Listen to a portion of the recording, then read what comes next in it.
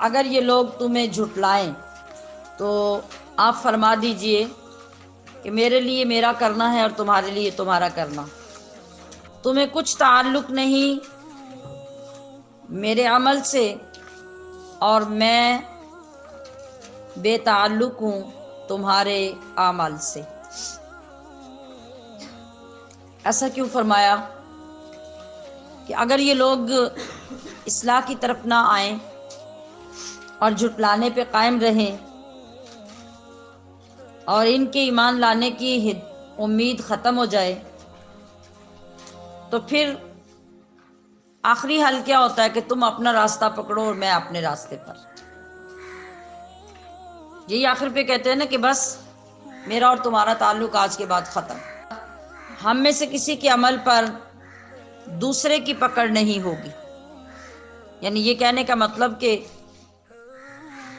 اگر تم کچھ غلط کرو گے اور کرتے جاؤ گے تو میں نے اپنا فریضہ پورا کر دیا، اب تمہارے غلط کام پر مجھے نہیں پکڑا جائے گا۔ اور اگر معاذ اللہ تم یہ سمجھتے ہو کہ میں غلط راستے پہ ہوں تو پھر میرے کسی غلط کام کی تمہاری پکڑ نہیں ہوگی، تمہیں یہ ٹینشن نہیں لینی چاہیے۔ جو بھی پکڑا جائے گا اپنے عمل ہی کی وجہ سے پکڑا جائے گا۔ اس آیت کریمہ سے ایک یہ چیز ثابت ہوتی ہے کہ کسی کو نیکی کی دعوت دیں تو مخلص ہو کر دعوت دینے کے بعد پھر اپنے آپ کو بری الذمہ سمجھیں۔ کیا سمجھ آئی؟ نبی علیہ الصلوۃ والسلام کو اللہ پاک نے بار بار جو چیز فرمائی وہ یہی کہ وما علیک الا البلاغ۔ جو انسان تبلیغ کر رہا ہے کسی کو، اللہ اور اس کے رسول کا کوئی حکم سنا رہا ہے، حدیث سنا رہا ہے، قرآن کریم کی آیت بتا کے سنا کے انسان کو کسی برے کام سے منع کر رہا ہے، تو اس کی ذمہ داری اتنی ہی ہے،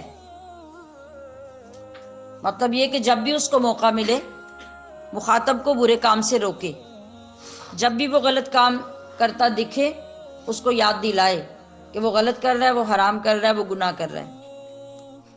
اگر وہ یہ سمجھے کہ میں مبلغ یا میں مقرر یا میں خطیب ہوں تو میں اسے پکڑ کر سیدھا کر دوں ٹیڑھی لکڑی کی طرح، تو یہ اس کی ڈیوٹی نہیں ہے۔ وہ جتنا بھی بگڑا ہوا ہے، آپ کا کام اتنا ہے کہ آپ اللہ کا پیغام اس تک پہنچاتے رہیں۔ جو ہم بعض اوقات کسی چیز سے پریشان ہو جاتے ہیں کہ ہم اتنے عرصے سے فلاں بندے کو سمجھا رہے ہیں یا اتنے عرصے سے فلاں بندے کو تبلیغ کر رہے ہیں یا اس علاقے میں تبلیغ کر رہے ہیں اور وہاں پہ کوئی اثر نظر نہیں آ رہا تو ہم چھوڑ کے بیٹھ جائیں گے یا مایوس ہو جائیں گے۔ نہیں، آپ کا یہ کام نہیں ہے۔ دلوں کو بدلنا، کسی کو اصلاح کی طرف لانا، یہ سب اللہ کا کام ہے۔ آپ کی ڈیوٹی ہے اللہ کا پیغام بندوں تک پہنچاتے رہنا۔ اور جہاں یہ سچویشن بن جائے جس کا ذکر ہوا تو وہاں سے پھر علیحدگی اختیار کر لینا۔ اس کا یہ مطلب نہیں ہے، یہ پیچھے بھی بات گزر چکی ہے کہ اس کا یہ مطلب نہیں کہ ایک دن تو آپ برائی سے منع کریں اور دوسرے دن بروں کے ساتھ خود بیٹھ جائیں۔ آپ کی ذمہ داری اپنے اوپر رہے گی کہ آپ اچھائی کی دعوت دیتے رہیں، برائی سے خود علیحدہ رہیں۔ یہاں ایک حکمت عملی بھی بتائی گئی آپ کو کہ جب آپ کسی کے سامنے کوئی بات کر کے بات منوانا چاہتے ہیں تو اس کے دل میں پہلے اپنے لیے نرم گوشہ پیدا کریں، اس کے دل کو پہلے مائل کریں۔ مائل کرنے کا مطلب کہ اس کو اپنے ساتھ مانوس کریں، جس سے اس کے دل پہ آپ کی بات اثر کرے۔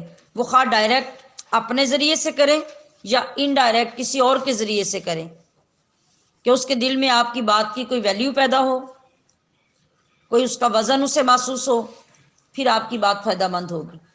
ایک بندہ جو مسلسل آپ کے ساتھ عداوت رکھتا ہے، بغض رکھتا ہے، دشمنی رکھتا ہے، اور آپ کہیں کہ ڈائریکٹ میری تبلیغ اس پہ عمل کرنے لگ جائے گی، ایسا کبھی نہیں ہوتا۔